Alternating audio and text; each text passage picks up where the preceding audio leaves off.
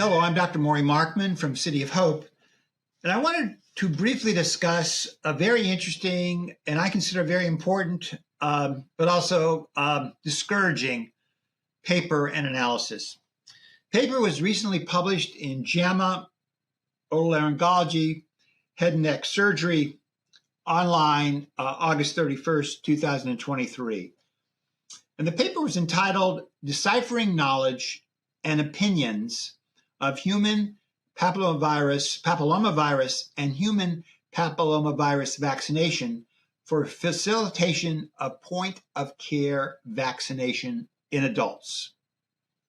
A long title, but basically what these investigators did was conduct a survey of individuals aged 18 to 45 years old who were cared for at the Boston Medical Center from September 1st, 2020 to May 19th, 2021.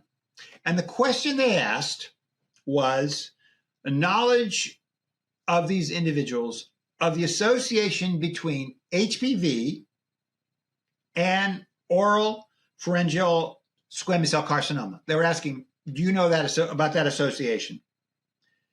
And importantly, the second question was, are you aware that, in fact, HPV has been clearly, unequivocally documented to cause this cancer, and it is the most common cancer associated with HPV infection.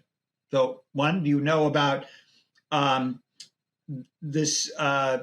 this vaccination, how it might help oropharyngeal prevent that the virus will cause this, and that in fact there's this very strong association.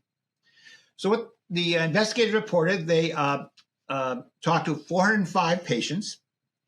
Interestingly and of relevance, the baseline vaccination rate for this population, again age 18 to 45, was relatively low at 27%. Again, recognizing that many of these individuals might have been in their 30s or 40s, as opposed to where vaccination is obviously recommended in adolescents.